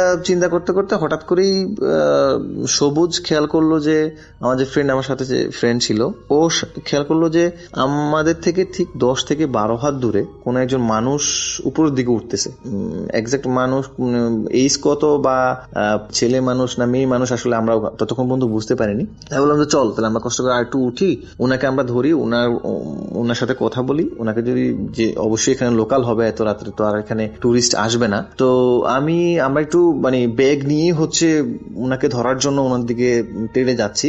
যাওয়ার পরে যখন ঠিক ওনার কাছাকাছি যখন গেলাম তখন রাসেল ভাই আসলে চিন্তা করতেছিলাম যে কি বলবো ওনাকে, কারণ এখানে অনেকে আসলে এখানে কাস্তিয়ানো ওরা বুঝে, কিন্তু কাস্তিয়ানো ওরা আসলে বলতে প্রেফার করে না, ওরা প্রেফার করে কাতালান। তো আমরা কাতালান আসলে খুব একটা আমরা বলতে পারি না, বাট বুঝি, কম বেশি বুঝি। তো আমি কাস্তিয়ানোই বলতেছিলাম যে পয়দেজ আয়ুদারমে, এখানকার ল্যাঙ্গুয়েজে বলছি, কাস্তিয়ানো ল্যাঙ্গুয়েজে, যেটার বাংলা হচ্ছে এরকম যে তুমি কি আমাদেরকে একটু হেল্প করবা। তো রাসেল ভাই প্রথমে কথাটা বলাতে সে মানে কোনো উত্তর দিচ্ছে না। তো সবুজ বললো যে মনে হয় বোঝে না, এটা আবার বল। তো আমি আবার একটু জোর করেই বললাম, সাহস করে বললাম যে এসকুচারমে পুইদে যাও দারমে। তো এসকুচারমে এটা মানে হচ্ছে রাসেল ভাই যে তুমি কি আমাকে শুনতে পাচ্ছ, আমাকে একটু হেল্প করবা। আমি আবারও তাকে বললাম। রাসেল ভাই বিশ্বাস করবেন না, কথাটা আসলে শেষ করতে যত দেরি, ঠিক কি বলবো, এতটা ভয় মনে হয় রাসেল ভাই, আমি লাস্ট 7 মাস আমি ইউরোপে আসছি, এখানে এতটা ভয় মনে হয়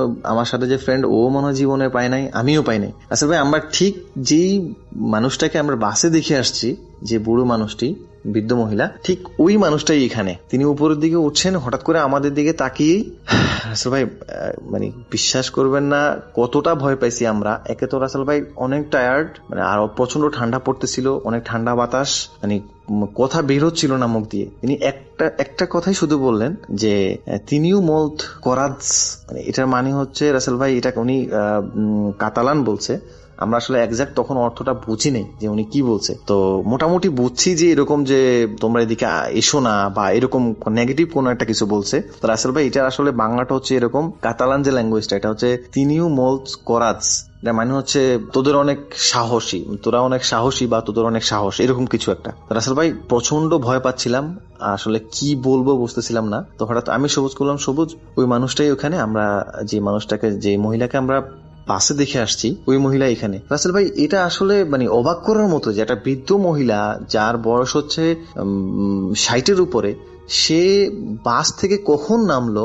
আমরা কিন্তু বাসের সামনের দিকে বসছি, তো আমরা কিন্তু ওনার আগেই নামার কথা, যেহেতু উনি পেছনে বসছে। রাসেল ভাই আমরা নেমে বের হয়ে গেছি, উনি কখন নামছে আমরা ওনাকে দেখিও নি। আর উনি যদি নেমেও থাকে তাহলে উনি নিশ্চয়ই হেঁটে আসলে, আমরা যে পথ দিয়ে আসতাম ওখান দিয়ে আসছি, ওখান দিয়ে আসার কথা। কিন্তু এই বৃদ্ধ মহিলা ওখান থেকে আমাদের আগে এসে এই খাড়া পাহাড়ে এইভাবে উঠে যাবে, রাসেল ভাই এটা আসলে কোনোভাবেই বিশ্বাস করার মতো না। আর এই জন্যই বেশি ভয় পেয়ে গেছিলাম রাসেল ভাই আমরা, যে এটা কিভাবে সম্ভব, একজন বৃদ্ধ মহিলা বয়স 60-এর উপরে, তিনি ওখান থেকে আমাদের আগে হেঁটে এসে তিনি উপরের দিকে যাচ্ছে। রাসেল ভাই প্রচন্ড ভয় পাচ্ছিলাম।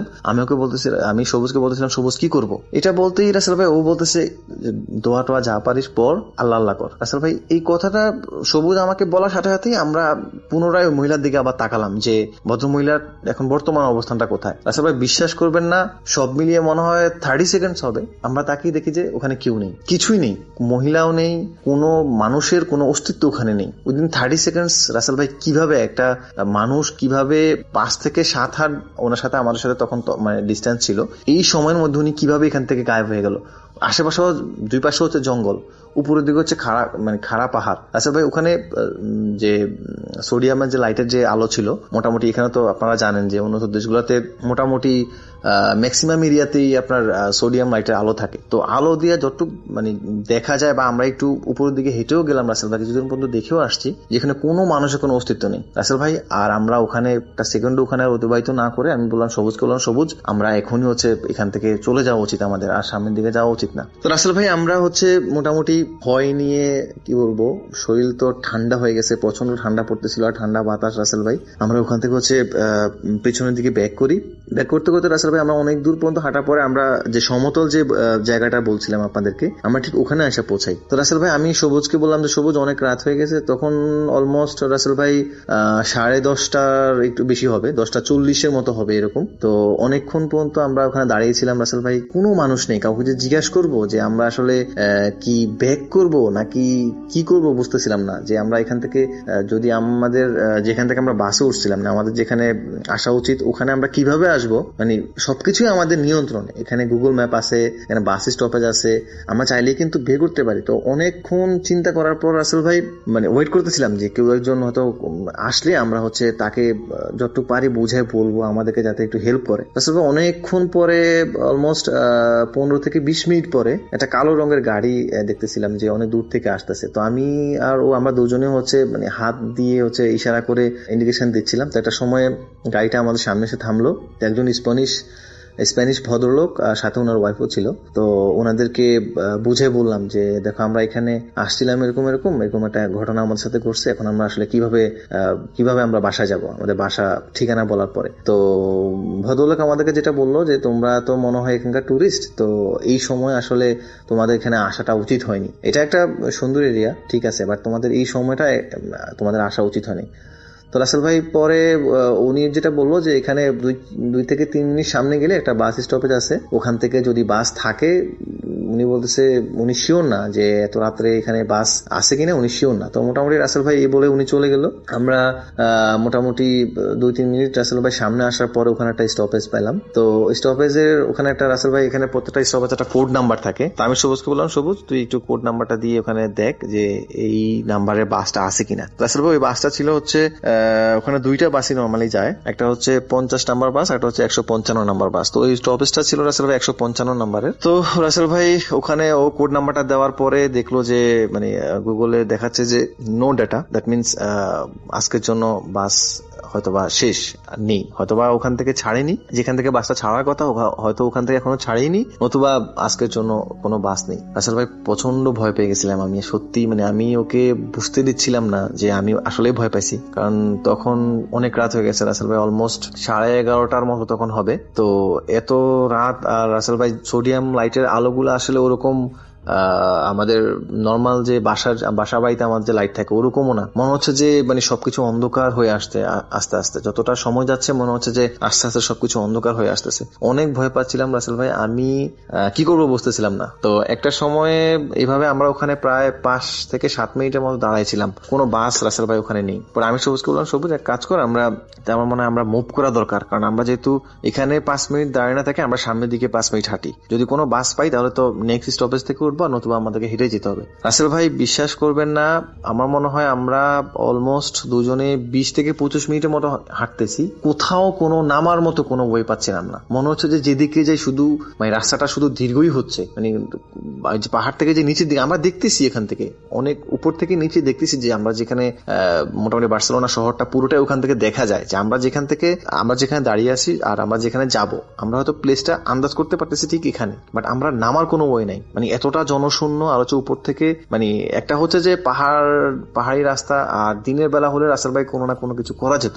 বাট নামার মতো কোনো ওয়ে নেই। রাসেল ভাই আমার যে মানে কতটা ভয় পাইছিলাম, মানে ইউরোপে বার্সেলোনার মতো একটা জায়গা যে এরকম ভয় পাইতে হবে আমাকে, রাসেল ভাই আমরা আসলে দুজনের একজনও আসলে এরকম কোনো কিছু আশা করিনি। তো মোটামুটি রাসেল ভাই হাঁটতে হাঁটতে আমরা প্রায় আরো 15 থেকে 20 মিনিটের মতো হাঁটি, শুধু রাস্তাটা মনে হয় যেন শুধু দীর্ঘই হচ্ছে, আর সময় যত যাচ্ছে মনে হচ্ছে যে লাইটের আলোগুলো মনে হচ্ছে যে শুধু কমে আসছে, মানে অন্ধকার লাগছে। তো রাসেল ভাই অনেক দূর পর্যন্ত হাঁটার পরে আমরা এরকম একটা জায়গায় মানে এসে পৌঁছাইছি যে মনে হচ্ছে যে আমরা একটা 4টা কর্নার আছে, আমরা মাঝখানে দাঁড়ায় আছি, আর আমরা একবার এই পাশ থেকে যাচ্ছি ওই পাশে, আবার ও পাশ থেকে অন্য পাশে, এরকম যাচ্ছি। আমরা পুরো সিটিটাই ওখান থেকে দেখতে পাচ্ছি, রোডগুলো দেখতে পাচ্ছি, মানুষ যাতায়াত করছে, তারপরে বাস যাচ্ছে, গাড়ি যাচ্ছে, সবকিছুই দেখতে পারতেছি, কিন্তু আমরা আসলে কাউকে যে চিৎকার দিয়ে বলবো যে আমরা এখানে এসে আমাদেরকে উদ্ধার করো, এরকম কোনো ওয়ে নাই, কারণ এটা অনেক উপরে ছিল, নিচ থেকে জাস্ট ছোট ছোট মানুষগুলো দেখা যায়, রাস্তাগুলো দেখা যায়। তো রাসেল ভাই অনেক দূর পর্যন্ত ঘোরাঘুরির পর আসলে অনেকটা টায়ার্ড হয়ে গেছিলাম, আমি আর ও দুজনে অনেক টায়ার্ড। একটা সময় রাসেল ভাই চিন্তা করতেছিলাম যে আজকের রাতটা হচ্ছে এইভাবেই কাটিয়ে দিব, কারণ এই ছাড়া আর কোনো ওয়ে নাই। দিনের বেলা যদি কোনো বাস আসে বা যদি কোনো মানুষ আসে, দেন হচ্ছে হেল্প নিয়ে তারপর বাসা যাবো। রাসেল ভাই অনেকক্ষণ বসেছিলাম, হঠাৎ করে এখান থেকে আমরা যেখানে দাঁড়িয়েছিলাম ওখান থেকে প্রায় 100 মিটার দূর হবে কোনো একটা, মানে আমরা যে বলছিলাম আমরা যে এরিয়াতে দাঁড়াইছিলাম ওখানে 4টা কর্নারের মতো ছিল, কোনো একটা কর্নারে মনে হচ্ছে যে কেউ একজন ওখানে কথা বলছে এরকম। তো রাসেল ভাই বিশ্বাস করিনি যে এত রাত্রে ওখানে, তখন অলমোস্ট 12:30টার মতো বাজে, 1:45টার মতো বাজে, এত রাত্রে এখানে আসলে কোনো মানুষের অস্তিত্ব এইভাবে পাবো আসলে মানে জানি না আল্লাহ তাআলা কিভাবে আসলে আমাদেরকে এইভাবে সাহায্য করছে, আসলে আমরা নিজেরাও মানে বুঝতেছিলাম না। তো আমরা মানে খুব তেড়ে গিয়ে ওনাদের দিকে গেলাম, দেখি হয়তো মনে হচ্ছে যে ওখানে মানুষ কথা বলছে, কয়েকজন মানুষ ওখানে কথা বলছে, গিয়ে দেখলাম যে রাসেল ভাই ওখানে একটা স্প্যানিশ কাপল, ওখানে একটা ছেলে একটা মেয়ে, ওরা আসলে কথা বলছে। তো রাসেল ভাই আমরা মোটামুটি ওদেরকে বুঝাই বললাম যে এইভাবে আমরা এই প্রবলেমে পড়ছি, আমরা যেখানে যাবো রাসেল ভাই জায়গাটার নাম হচ্ছে প্যারালেল, তো আমরা প্যারালেল যাবো, কিভাবে যাব। তো ওরা বললো যে আমরা মোটামুটি যেখানে আসছি এখান থেকে খুব ইজি, জাস্ট হচ্ছে পাহাড় দিয়ে আমাদেরকে নিচে নামতে হবে। আমরা এতক্ষণ যেখানে দাঁড়াইছিলাম ঠিক ওখান দিয়ে আমাদেরকে নিচে নামতে হবে, জাস্ট আঁকা বাঁকা রাস্তা আছে, বাট সেটা বের করে নিতে হবে, কারণ রাস্তা হচ্ছে খুব সরু রাস্তা আর হচ্ছে খুব রিস্কিও। তো ওরা বললো যে এভাবে এভাবে আমাদেরকে ডিরেকশন দিয়ে দিল যে একটু সামনে গিয়ে বাম দিকে একটা সিঁড়ির মতো একটা রাস্তা আছে, কিছু দূর পর্যন্ত সিঁড়ি দিয়ে খুব সুন্দর নামা যায়, তারপর হচ্ছে পাহাড়ের রাস্তা, কোনো সিঁড়ি নাই, বাট একটু রিস্ক নিয়ে নামতে হবে। রাসেল ভাই কতটা আসলে কি বলবো, তখনকার অনুভূতিটা আসলে বুঝাতে পারবো না রাসেল ভাই, যে তখন রাত অলমোস্ট 1টা, এখান থেকে পাহাড় দিয়ে আমাদেরকে নিচে নামতে হবে। মানে মানুষগুলো হচ্ছে ছোট ছোট দেখা যায় রাসেল ভাই, অনেক উপরে ছিল। আমি একজাক্ট আসলে উচ্চতাটা ঠিক বলতে পারছি না, আমার জানা নেই, বাট অনেক উপরে ছিল। তো রাসেল ভাই কি করব, ওনাদেরকে অনেক থ্যাঙ্কস দিয়ে আচ্ছা আমরা দুজনে হচ্ছে মুভ করতেছিলাম। তো নামতে নামতে নামতে নামতে রাসেল ভাই অনেক দূর পর্যন্ত নামতেছি, মনে হচ্ছে যে রাস্তাই শেষ হচ্ছে না। কিছুক্ষণ পরে আমি হচ্ছে পড়ে যাচ্ছি, আবার ও আমাকে উঠাচ্ছে, আবার ও পড়ে যাচ্ছে, আমি ওকে উঠাচ্ছি, আবার কোনো একটা সময় দুজনেই পড়ে যাচ্ছি। রাসেল ভাই বিভীষিকাময় সময়, মানে জীবনে এই সময়ে মানে ইউরোপে এসে পার করতে হয়েছে, মানে এক্সপিরিয়েন্সটা আসলে রাসেল ভাই বলে বোঝানোর মতো না। রাসেল ভাই শেষ পর্যন্ত অলমোস্ট 1.5 ঘন্টার মতো আমরা হচ্ছে এইভাবেই হচ্ছে পড়ে গিয়ে উঠে গিয়ে এভাবে অনেক কষ্টে আমরা হচ্ছে শেষমেশ পাহাড়টা শেষ করে নিচে নামলাম। পাহাড়টা শেষ করার পরপরই রাসেল ভাই আমরা ওখানে একটা হাইওয়ে ছিল, ওই হাইওয়ের মাঝখানে এসে আমরা ঠিক নামলাম। তারপরে দুজনে অনেকক্ষণ ওখানে বসেছিলাম, প্রায় 10-15 মিনিটের মতো ওখানে বসে চিন্তা করতেছিলাম যে আসলে কি করতে আসছিলাম আর কি হলো। তো রাসেল ভাই তারপর ওখান থেকে আমরা হেঁটেই আল্লাহর অশেষ মেহেরবানিতে আমরা হেঁটে ওখান থেকে বাসায় চলে আসি। ঘটনাটা অনেক দীর্ঘ হয়তো হয়েছে, তো আশা করি ঘটনাটা সবার কাছে অনেক ভালো লাগছে। তো দোয়া করবেন আমাদের জন্য, আর যাতে নতুন কোনো প্লেস আমরা এক্সপিরিয়েন্স করতে পারি। আর সবাই ভালো থাকবেন। আসসালামু আলাইকুম। আসসালামু আলাইকুম। আশা করি সবাই অনেক ভালো আছেন। ভাইয়া, আমি আজকে যে ঘটনাটি বলবো এটা অত্যন্ত ভয়ঙ্কর একটি ঘটনা, একটা ভুল সিদ্ধান্তর গল্প বলতে গেলে, কবিরাজি এবং কালো জাদু নিয়ে ঘটনাটি। আকাশ নামের একটি ছেলে অবনীকে পাগলের মতো ভালোবাসত, কিন্তু অবনী তাকে পছন্দ করত না। অবনী ছিল সহজ সরল একটা মেয়ে যে নিজের ক্যারিয়ার নিয়ে ব্যস্ত থাকতে চাইত। আকাশের ভালোবাসা ধীরে ধীরে এক প্রকার জেদে পরিণত হয়। সে ঠিক করে যেভাবেই হোক অবনীকে তার পেতেই হবে। তো আকাশ ভাবে কিভাবে কি করা যায়, কি করলে আমি অবনীকে পাবো। তো সে একটা সিদ্ধান্ত নেয়, ভুল সিদ্ধান্ত নেয়, সেটা হচ্ছে কালো জাদুর প্রক্রিয়াটার দিকে সে চলে গিয়েছিল। চলুন আমরা জানে আসি কি হয়েছিল। সে বলছিল যে সহজ পথে কাজ না হওয়ায় আকাশ এক তান্ত্রিকের কাছে যায়। সেই তান্ত্রিক তাকে একটি রক্ত তিলক এবং একটি কালো পুতুল দিয়ে বলে, অমাবস্যার রাতে শ্মশানে বসে এই পুতুলের গায়ে অবনী নাম লিখে মন্ত্র পাঠ করতে হবে। সে তোর বশ হবে ঠিকই, কিন্তু মনে রাখিস প্রকৃতি যা দেয় না তা জোর করে কেড়ে নিলে তার মূল্য রক্ত দিয়ে শোধ করতে হয়। মানে তান্ত্রিক তাকে বলেছে তাকে এনে দিবে, কিন্তু জোর করে একটা জিনিস পাওয়ার ক্ষেত্রে রিস্ক তো থাকবেই। তো চলুন তারপরে কি হলো শুনে আসি। আকাশ অন্ধ আবেগে তান্ত্রিকের কথা কানে তুলল না। সে ঠিকভাবে কালো জাদু সম্পূর্ণ করল। কালো জাদুর প্রভাব কাজ করতে শুরু করলো। মাত্র কয়েকদিনের মধ্যেই অবনী নিজে এসে আকাশের সাথে কথা বলা শুরু করলো। আকাশ তো বেশ খুশিতে আত্মহারা। কিছুদিনের মধ্যেই সে লক্ষ্য করল অবনী আর আগের মতো নেই। অবনী হাসত না, ঠিক মতো খাবার খেত না, তার চোখের নিচে কালি পড়ে গিয়েছিল। আকাশ যা বলতো অবনী ঠিক রোবটের মতো তা পালন করত। তার মধ্যে কোনো নিজস্ব আবেগ বা কোনো প্রাণ ছিল না। মানে একটা মানুষকে যখন কালো জাদু করে এইরকম করা হয়, এটা আসলে কি পরিণাম বা কি পরিণত হয়, আসলে কি সেই মানুষটি বা সেই মেয়েটি তার প্রেমে পড়েছিল কি না, এটা কোনো ভয়ঙ্কর পরিস্থিতি নিয়েছিল। চলুন জেনে আসি। রাতে আকাশের মনে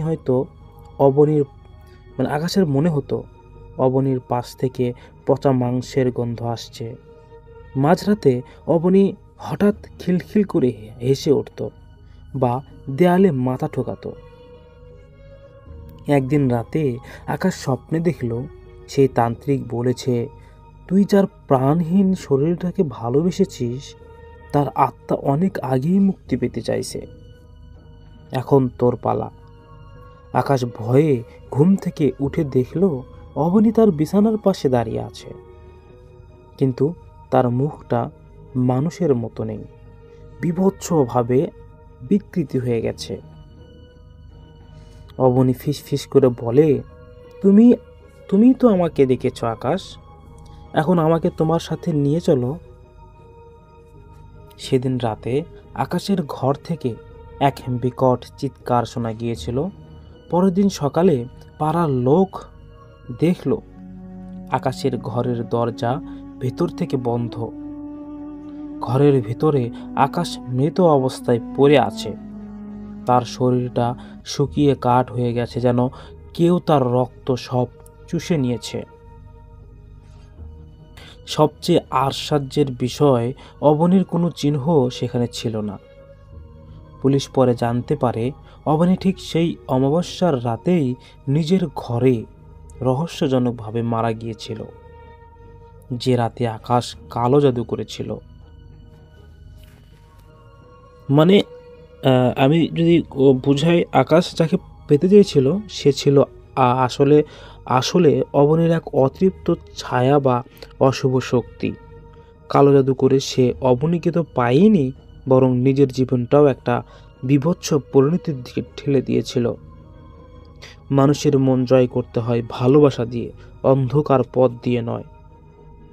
আপনারা সবাই জানেন যে কালো জাদু কোনো ভালো বিষয় নয়, এগুলো তো ইসলাম পরিপন্থী এবং হারাম।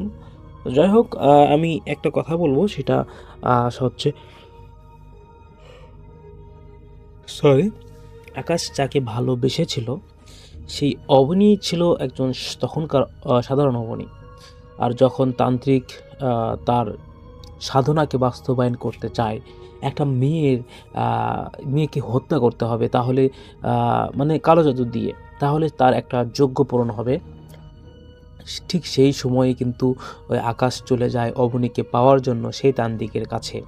তখন তান্ত্রিক কিন্তু একজন স্বাভাবিকভাবে একটা সাধারণ মেয়েকে হঠাৎ করে কিছু করতে পারে না, এই জন্য সে বলে না ঝড় উঠলে আম কুড়াই, যেমন বিষয়টা এমন।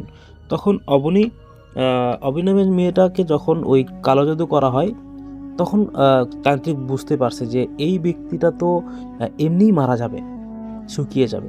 তো যাই হোক, এই জিন দিয়ে, তার পোষা জিন দিয়ে অবনীকে কালো জাদু করার আগেই ওই অবনীকে মানে সরিয়ে দেওয়া হয় দুনিয়া থেকে। তো তারপরে এই যে আকাশের সাথে যে প্রেম খেলা খেলছে বা কয়েকদিন ঘুরেছে, নিজেদের প্রপোজ করেছে, এটা আসলে অবনী ছিল না, এটা ছিল একজন মৃত ব্যক্তির এটা ছিল জিন।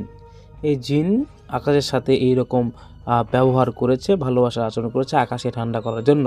কিন্তু এখন যখন আকাশ স্বপ্নে দেখেছিল যে অবনী তো মারাই গিয়েছে, তাহলে আকাশ কার সাথে প্রেম করেছিল, এবার আকাশকে ওই জিন তার নিজের খাদ্য হিসেবে নিবে। তো এই জন্য সে সকালবেলা বিভৎস চেহারা নিয়ে আকাশের সামনে আসে, ওই অবনীর নিজস্ব বিকৃত চেহারা নিয়ে। তখন আকাশ এই বিষয়গুলো বুঝতে পারে যে আমার সাথে যে ঘুরেছে সে কোনো অবনী ছিল না, কোনো একটা জিন ছিল। যেহেতু অবনীর চেহারা ওর সামনেই চেঞ্জ হয়ে গিয়েছে, খাটের ওখানে দাঁড়িয়েছিল, বিভৎস চেহারা হয়ে গিয়েছিল। সব মিলিয়ে আকাশ যখন বুঝে যায়, তখন ওই জিন তাকে হঠাৎ করে তার উপর আক্রমণ করে আকাশের শরীর থেকে সকল রক্ত চুষে খেয়ে নিয়ে আকাশকে একদম সাদা ফ্যাটফ্যাটে একটা ফ্যাকাশে মানুষ তৈরি হয়ে যায়।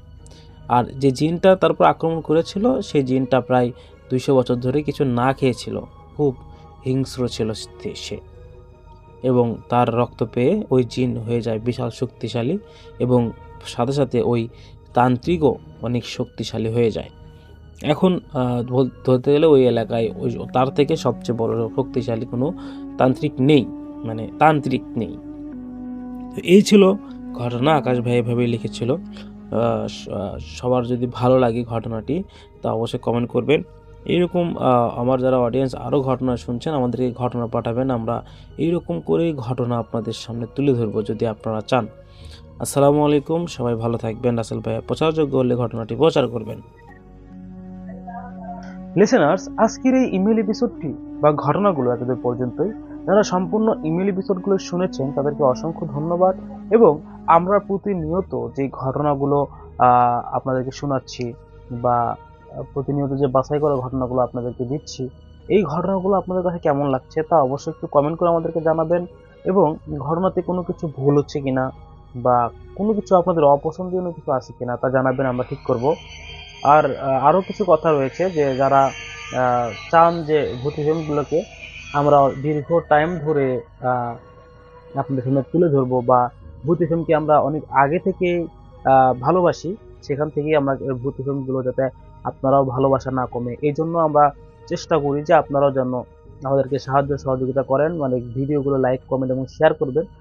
এই ঘটনাগুলোতে ভিউ হলে আমাদের ভালো লাগে এবং অনেকেই ভালোবাসেন, ভালোবাসা দিয়েছেন, অনেকেই ঘটনাও পাঠাচ্ছেন এবং আমাদের ঘটনাগুলোকে অনেকেই শেয়ার করছেন, কে কে শেয়ার করছেন সেটাও দেখতে পারতেছি। যাই হোক, ঘটনাগুলো শেয়ার করেন আপনারা। অনেক মানুষ ভূতি ফিল্ম ভালোবাসে। আপনার পরিচিত কোনো মানুষ যদি ভূতি ফিল্ম ভালোবেসে থাকে তাহলে তাদেরকেও শেয়ার করে জানিয়ে দেবেন যে ভূতি ফিল্ম এখনো চলে, মানে অফ হয়নি। তো আমি আরো অনেকদিন এই ভূতি ফিল্মকে এগিয়ে নিয়ে যেতে চাই। আপনারা আমাদেরকে সাহায্য করবেন। অনেকেই আমাদেরকে ঘটনা পাঠান, আপনারা আমাদেরকে ঘটনা পাঠাবেন, আমরা আপনাদের ঘটনাগুলোকে রেকর্ড করে সেগুলো সুন্দর করে সবার মাঝে তুলে ধরবো। আজকের মতো এখানে বিদায় নিচ্ছি। সবাই ভালো থাকবেন, সুস্থ থাকবেন। দেখা হচ্ছে নেক্সট কোনো ইমেল এপিসোডে। আসসালামু আলাইকুম।